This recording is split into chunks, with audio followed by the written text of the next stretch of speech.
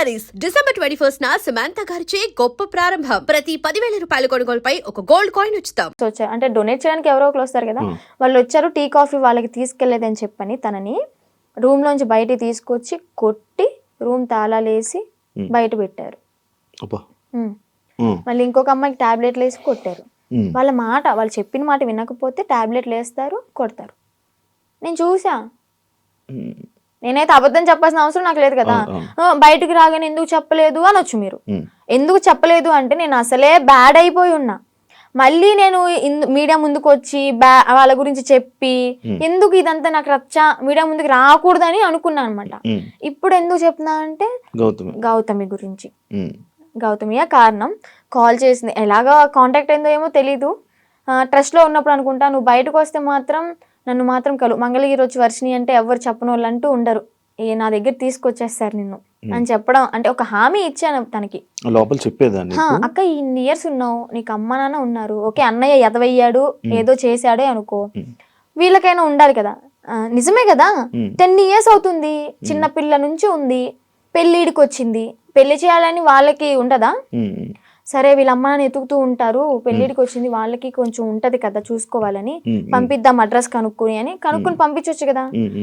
ఇప్పుడు కూడా ఎందుకు పంపించారు అంటే తను ఫోర్స్ చేసి, ఈవెన్ నెల తినకుండా, మంచినీళ్ళు తాగకుండా, సరిగ్గా ఫుడ్ లేక, హెల్త్ బాగాలేదని చెప్పని, ఎక్కడ చచ్చిపోతే వాళ్ళ తల మీదకే కదా వచ్చేది అని అడ్రస్లు కనుక్కుని వాళ్ళ అమ్మని వాళ్ళ మావయ్యని పిలిపించి తిన్ని పంపించారనమాట. లేదంటే అమ్మ నాన్న లేకపోతే తను చచ్చినా గానీ ఇంకా శవ అనాథాశ్రమానికి వెళ్ళిపోయి ఇంకా అది కాల్ చేస్తారు కదా నార్మల్గా ఎవరు లేకపోతే, అలాగే అయిపోయేది.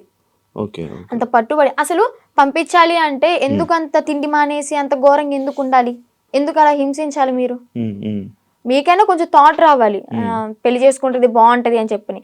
అక్కడే కుంగబెట్టి కుట్టించి అనారోగ్యాలు వచ్చేలాగా చేసి ఏం యూజ్ ఉంటది? ఇంకా మహిళల్ని ఏం కాపాడుతున్నారు? అమ్మాయిలకి ఏం లైఫ్ ఇస్తున్నారు? ఏం నేర్పిస్తున్నారు? అంటే ఎప్పుడు ఇంకా పని చేయించుకుంటూ ఉండడం. నేను అయితే మిషన్ కే వెళ్ళేదాన్ని అనమాట. డబ్బులు ఇచ్చారా? లేదు, నేను 6 months బ్యాంక్ అకౌంట్ ఓపెన్ చేయాలని ట్రై చేశారు, బట్ కానీ ఓపెన్ అవ్వలేదు నా పేరు మీద. ఇంకా లీవ్ ఇట్. నేను మనీ కోసం అయితే ఏం వెళ్ళలేదు కదా, నార్మల్ గా ఇంకా వచ్చేసాను అనమాట. బ్యాగ్స్ నేను కుట్టాను అనమాట, నేను కూడా నేర్చుకున్నాను. నేను కుట్టిన బ్యాగ్స్ ఒక 2-3 తీసుకొని అమ్మ కోసం అని చెప్పని, మెమొరీ లాగా నేనే కుట్టాను అన్నట్టు ఆ హ్యాపీనెస్ ఉంటుందని చెప్పని తీసుకొచ్చుకున్నా ఇంటికి. సో అలా జరిగిందనమాట. ఇప్పుడు తనకి ఒకటే న్యాయం చేయాలనుకుంటున్నా. 10 సంవత్సరాలు ఉన్న దానికి ఓకే, జాయిన్ అయిన 1 సంవత్సరానికైనా తనకి మనీ వేసారే అనుకుందాం, ఈ సంవత్సరం వదిలేసేయండి, ఎలాగో తెలిసిందే కదా. ఈ 9 సంవత్సరాలకైనా వీళ్ళు మనీ వేసారా తినకి? రోజుకి 18 రూపాయల ఒక్క రోజుకి, మార్నింగ్ నుంచి నైట్ వరకు కొడితే 18 రూపాయలు నువ్వు ఇచ్చేది. బయటకు వెళ్తే దానికి ఇప్పుడు కుట్టే దానికి తనకి 1000 రూపాయలు ఇచ్చినా కానీ తక్కువే. చాలా తక్కువ అవుతుంది, ఎందుకంటే వాళ్ళు కుట్టే వాళ్ళు దొరకట్లే. ఫినిషింగ్ అయితే అద్దరు కొట్టేస్తుంది తను గౌతమి. తన దగ్గర చూసి ఎలా కొడుతుంది ఏంటి అని నేను కూడా అంతే నేర్చుకున్నాను అనమాట. అలాంటిది ఆ పిల్లకి వాళ్ళ ఇళ్లలో పనులు చేయించుకుని, ఘోరాతి ఘోరం ఏంటి అంటే ఇక్కడ లక్ష్మి అని చెప్పిన అక్కడ స్వదార్ వాళ్ళకి ఇన్ఛార్జ్ అనమాట. స్వదార్ పిల్లలకి ఆ ఇన్ఛార్జ్ అయిన ఆమె వాళ్ళ ఇంట్లో ఏదైనా పని చేయాలి అంటే సెలెక్ట్ చేసుకుంటది. ఓకే నువ్వు రేపొద్దున్నే మా ఇంటికి రా పని చేయడానికి అని వెళ్తారు. అలాగే గౌతమిని కూడా ఒకసారి సెలెక్ట్ చేసుకుంది. ఇవన్నీ తను చెప్పిన మాటలు అనమాట. నేను అనుభవించాను, నేను చెప్తున్నాను కాబట్టి నువ్వు నన్ను నమ్మాల్సింది, ఎందుకంటే నేను చేశాను నా చేతులారా అని. ఏం చెప్పింది, యాక్చువల్గా వాళ్ళ బ్రాహ్మణ్స్, కొంచెం క్యాస్ట్ ఫీలింగ్ కూడా ఉంది ఆమెకి. అయితే పనికి వెళ్తుంది. పనికి వెళ్ళిన తర్వాత ఆ లక్ష్మి అనే ఆమె ఎవరైతే పీరియడ్లో ఉంటారో, చెప్పకూడదు, మీరు బాయ్స్ యాక్చువల్గా మాట్లాడకూడదు అనుకున్నా, కానీ చెప్పాలి, ఇక్కడ తప్పదు. ఆమె పీరియడ్ లో ఉన్నప్పుడు ప్యాడ్ తీసి డస్ట్బిన్ లో కూడా వేయలేదు. వీళ్ళు పనికి వెళ్ళినప్పుడు బాత్రూమ్ కడిగేటప్పుడు ఆ ప్యాడ్ వాళ్ళ చేతులతో తీసి డస్ట్బిన్ లో వేయాలి. అసలు ఏమనుకోవాలి? She also one of the లేడీనా, అర్థం చేసుకోవాలి కదా. అలాంటి ఆమె వీళ్ళ చేతిలాగా గొడ్డు చాకరీ చేయించుకుని, డబ్బులు కూడా మ్యాటర్ కాదు, ఆమెకి ఇక్కడ న్యాయం ఏం జరిగింది? హెల్త్ ఖరాబ్ అయింది.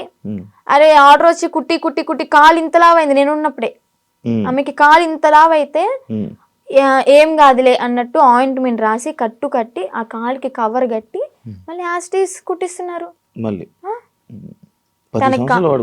10 సంవత్సరాలు సరే 10 సంవత్సరాల్లో ఒక 2-3 సంవత్సరాలు నార్మల్గానే ఉన్నారనుకోండి, వీళ్ళకి కొత్తగా వచ్చిన వాళ్ళతో మంచిగా ఉంటారు, ఒక నెల వరకు ఉంటారనమాట.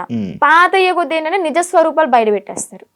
ఎక్స్పీరియన్స్ కొద్ది ఇంకా మాటలు అనడం, పని చేయించడం, నానా రకాలుగా మాట్లాడడం, ఇంకా బూతులే. డెఫినెట్లీ క్వశ్చన్ చేస్తా. ఇప్పుడు ఒక అమ్మాయి బయటకు వచ్చి ఇంత ధైర్యంగా చెప్పింది అంటే అబద్ధాలు అయితే కాదు, నిజం. అదే నిజాన్ని నేను క్వశ్చన్ చేస్తా. ఒక ట్రస్ట్ నడిపిస్తున్నప్పుడు నిజాయితీగా ఉండాలి. ఆడపిల్లల్ని ఓకే వాడుకుంటున్నప్పుడు వాళ్ళకి తగ్గ డబ్బులు ఇవ్వాలి, వాళ్ళకి కష్టానికి తగ్గ ఫలితం ఉండాలి. ఇప్పుడు ఆ పిల్ల గౌతమి ఏమంటుందంటే, మా అమ్మకి మోకాలు బాగోదు, మా అమ్మకి చూపించుకుందాము, నేను ఒక మిషన్ కొనుక్కుని ఒక బుట్టెక్లా పెట్టుకుందాము, బ్యాగులు అమ్ముకుందాం అనుకున్నా గానీ నాకు ఈ 50,000 ఏం సరిపోతాయి? నేను మినిమం 2.5 lakh ఉన్నాయి అనుకున్నాను. మా అమ్మకి ఓకే 1,00,000 రూపాయలు పోయినా గానీ నాకు 1,00,000 ఉంటే 50,000 బ్యాంకులో వేసుకున్నా గానీ వడ్డీ తిరుగుతా ఉంటది అని తను చెప్పింది అనమాట. న్యాయమే, తను అడగడంలో న్యాయమే. ఆమె చేసిన 10 సంవత్సరాల వర్క్ కి 2.5 లక్షలు కూడా చాలా తక్కువ. అదే ఇప్పుడు బయట ఉన్నట్టయితే ఎంత సంపాదించేది కదా. చూసుకుంటే బయటకి ఇంద్రభవనాల్లాగా మంచితనంగా కనిపిస్తాయి అనమాట. ఎవరైనా క్లోజ్ దగ్గర అయితేనే వాళ్ళ నిజస్వరూపాలు బయటపడతాయి. బాగా ఎక్స్పీరియన్స్ అయింది అనమాట. అందుకే చెప్తున్నా, ఆ ట్రస్ట్ కూడా అంతే. చూడడానికి బయట అమ్మాయిలకి హెల్ప్ చేస్తున్నారు, అమ్మ నాన్న లేకపోయినా కానీ మంచిగా చూసుకున్నారు, తిండి పెడుతున్నారు అని చెప్పాను. ఫుడ్ బాగానే ఉంటది, కాకపోతే పని చేస్తేనే ఫుడ్, పని చెయ్యకపోతే పస్తుండు, అంతే.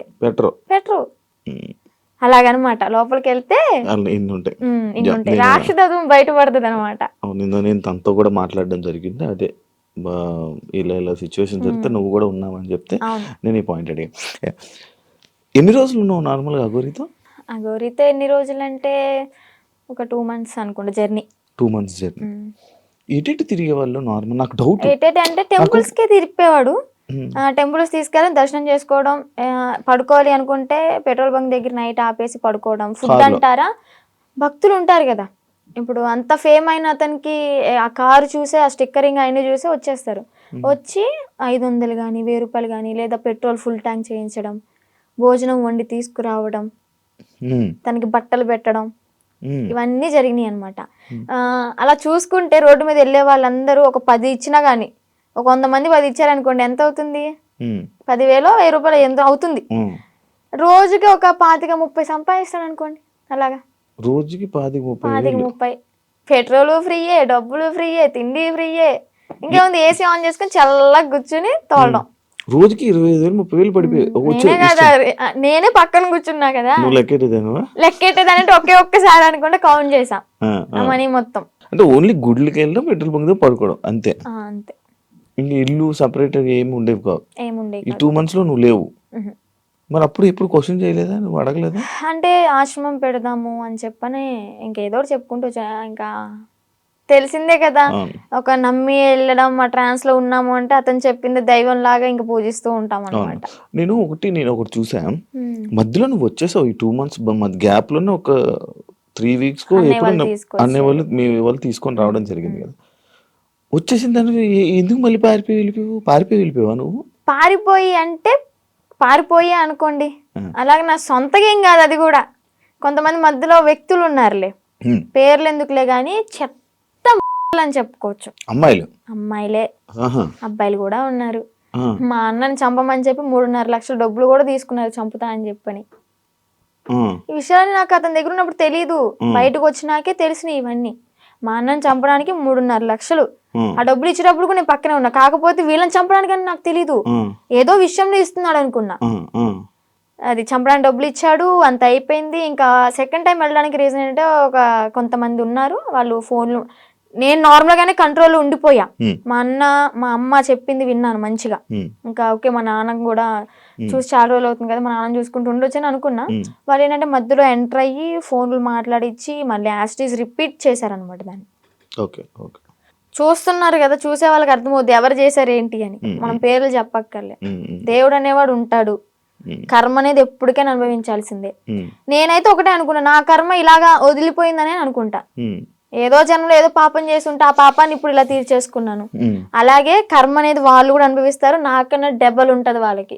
మీ వాళ్ళు ఇప్పుడు వాళ్ళు వెళ్తున్నప్పుడు మీరు వాళ్ళతో జర్నీ చేస్తున్నప్పుడే ఒక అమ్మాయి టాపిక్ ఇష్యూ అనేది బయట రేజ్ అయ్యి జరిగింది. ఒక అమ్మాయి వచ్చి కేసు పెట్టడం అనేది. రాదే ఉమ్? రాదానా ఎవరో ఒక అమ్మాయి వచ్చి కేసు పెట్టింది. And don't forget to subscribe to iDream. And for more videos, Please subscribe to iDream. Please subscribe to iDream. Please subscribe iDream. And please subscribe to iDream. For more videos, subscribe to iDream. please like, share, and subscribe to the channel. Congratulations, iDream. Subscribe to iDream. Subscribe to iDream. So subscribe to iDream Media. iDream ki iDream team అందరికి huge congratulations. Please subscribe iDream Media. Please subscribe to iDream. Subscribe iDream. Please subscribe to iDream. iDream అంటే నా కళల channel subscribe చేసుకున్న నోరు తిరుగుతలేదు, మీరైతే గంట గుర్తు కొట్టండి. For more such videos, please subscribe to iDream. Subscribe to iDream. Please subscribe to iDream. Please subscribe iDream Media. Please do subscribe to iDream. Please subscribe to iDream Media. For best entertainment and information, please subscribe iDream.